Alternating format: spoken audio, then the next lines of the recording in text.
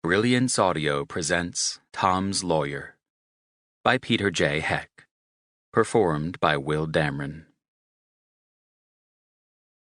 Travel is a bother. I had reached that conclusion after more than a year of employment as secretary to Samuel L. Clemens, who had published a number of books under his pen name, Mark Twain. And it was being amply reinforced here in Great Falls, Montana, where I found myself arguing with the local theater owner, who refused to pay us. "You people have a nerve," Luke Broadbent said. He was a skinny fellow with a straight nose and close-cropped gray hair. He wore a beard on his chin, with the upper lip and cheeks clean-shaven. "From all you told me when you booked the place, I expected a sellout," he said. "And what do I get? 55 people in a hall that holds 350. That doesn't even pay me to open the doors." "Perhaps you'd have gotten more audience if you'd done some advance publicity," I said. "I walked the whole length of your main street before dinner and didn't see even one poster." Broadbent scoffed. "Mark's name's on my marquee, ain't it? Everybody in town drives past that. Best advertising there is." I refused to budge. "Then how come there were no advance ticket sales? Did you bother to put notices in the newspapers?" "Cuts into the profits," was his reply. The fellow had apparently never thought of spending 2 or 3 cents to make $1. How he managed to stay in the theater business was beyond me.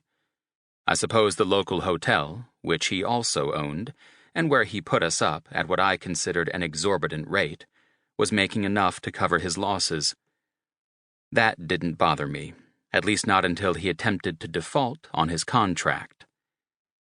Discouraged, I went to give my employer the bad news. I found him in his hotel room, sitting up in bed with a book, a position I had learned to recognize as typical. Today, however, it was easy to see that his mind was not on the book. In fact, the book lay spine up in his lap, and his face had a decidedly weary expression. "I'm sorry to disturb you, sir," I said. "How are you feeling?" "Middling," he said. "The cold's no worse, is about the best I can say. I'll be damned glad to get to Missoula and take a few days to rest up. But you look about as bad as I feel. What's the matter?" "I'm afraid there's bad news," I said. "Mr. Broadbent says he can't pay us for last night's lecture. I'm considering calling the police to have him arrested." "Damnation!" he said. He put the book on the bedside table and swung his legs over to assume a sitting position. "Let me get my shoes and my coat on," he said. "I'll see if I can talk some sense into the rascal. How much does he owe us?" "He signed a contract guaranteeing us 70% of the door, with a minimum of $250, I said. "But he didn't spend a nickel on publicity, and you saw the size of the house last night. I doubt he took in $150 all told." "So he'd have to dig in his own pocket for another $100 to pay me," said Mr. Clemens. "That's about right, sir," I said. "I haven't done the math." "It don't matter," he said. "Let's go find him."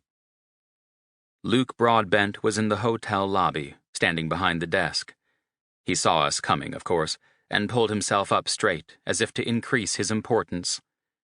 But Mr. Clemens strode right up to him and said, "Broadbent, we need to talk, and unless you've got more brass than you've shown so far, I reckon you'll want to do it behind closed doors somewhere." Broadbent frowned and said, "Come into my office." He led us through a door behind the counter and sat us down facing him, in front of a large desk with 2 or 3 dozen pigeonholes overflowing with papers. On the wall behind him was the mounted head of a mule deer.